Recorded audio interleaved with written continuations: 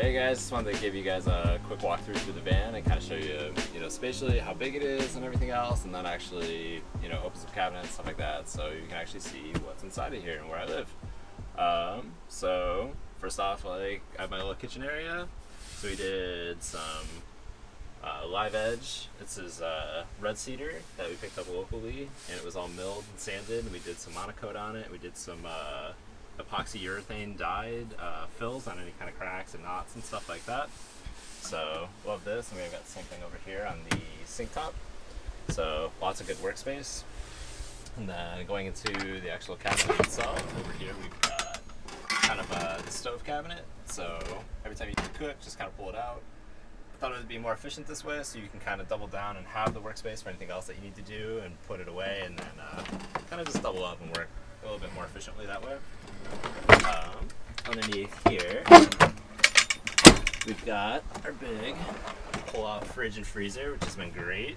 So tons of room for the fridge, tons of room for the freezer.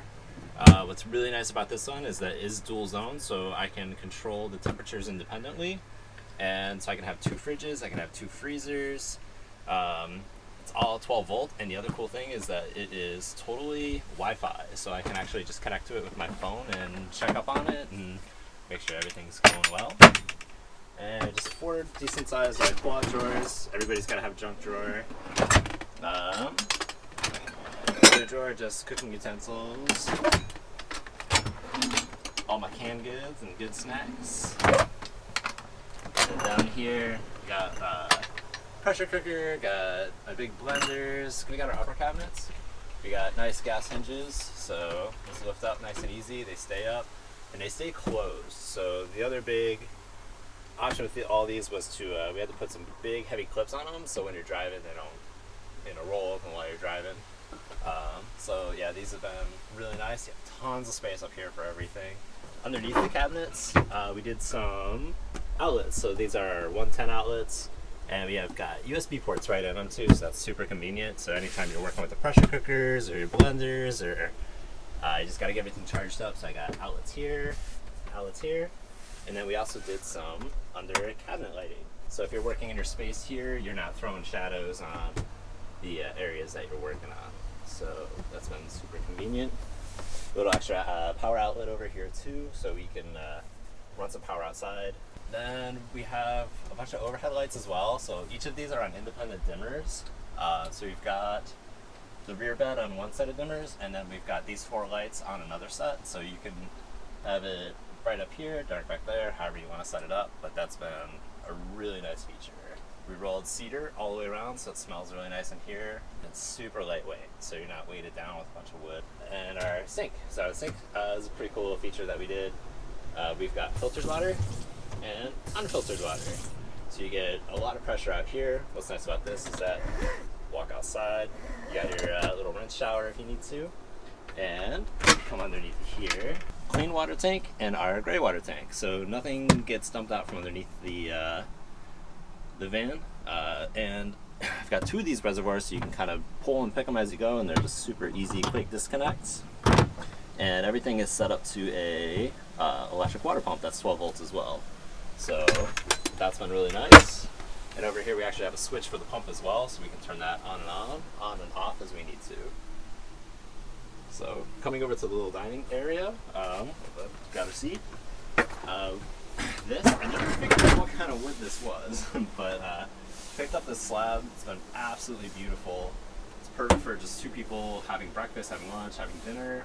It's a nice little workspace to be able to just throw your computer and work for a little bit too. We did like a really nice fluorescent blue epoxy inlay with all these cracks. Underneath this seat, we've got a nice little closet area. So that's just all my clothes, blankets, anything else. And on this side, we have the vital toilet. So it's a super easy two-part toilet. It's a separator, so you get liquids and solids. Just nice to have for emergencies, just in case. Little inside toy. It's just like a bagged kind of bucket. And then underneath here, we've got like a 1 gallon reservoir for liquids. And then there's some extra storage space on the side for any kind of cleaning utensils or whatever you need to throw down there.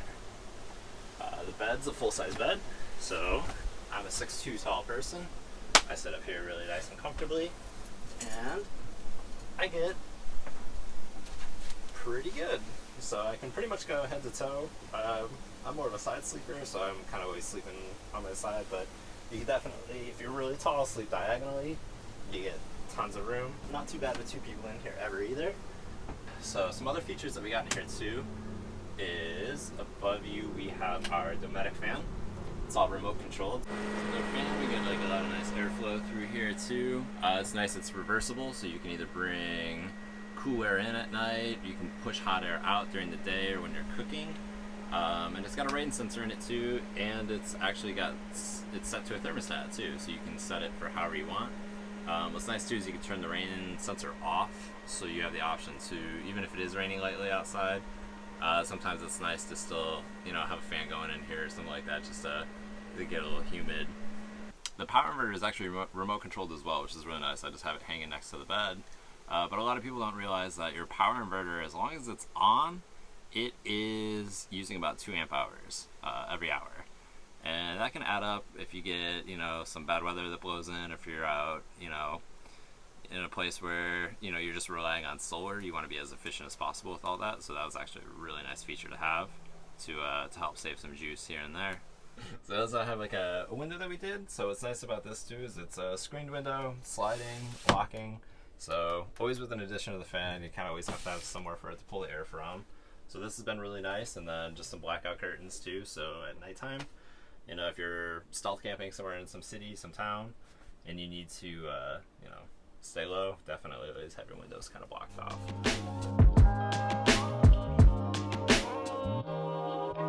Ryan Little.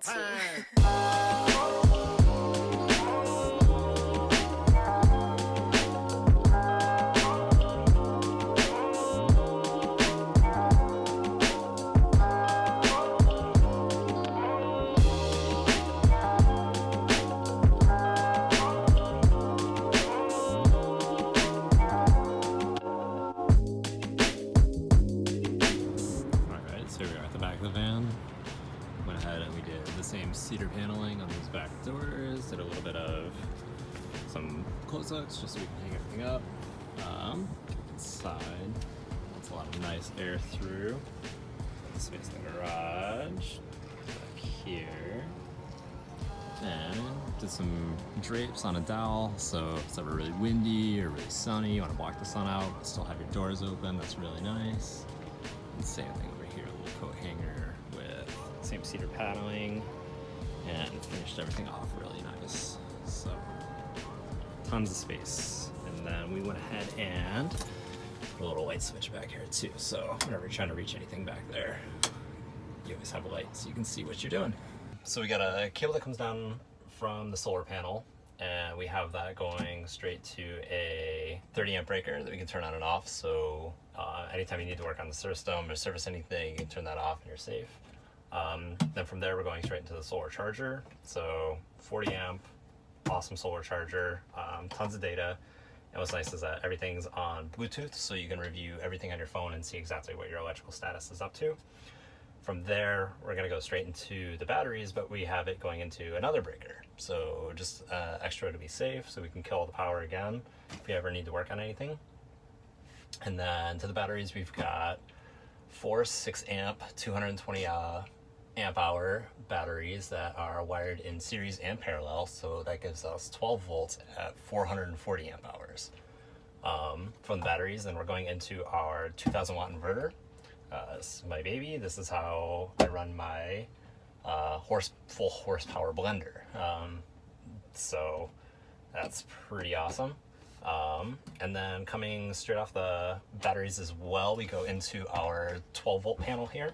And this is what does everything that's 12 volts. So that's our fan, our water pump. The fridge is 12 volts, so that's also on here too. And then around the corner, which was really nice, is our battery isolator. So what this does is that whenever we are out driving or anything like that, and as soon as the car battery is actually charged, what will happen is this will automatically read that voltage, and once that voltage is above think it's like 13.2. What it does is I'll kick it back here, and then we start charging our battery bank while we're actually driving, which is nice. So we kind of always have power. So it's kind of the whole setup back here.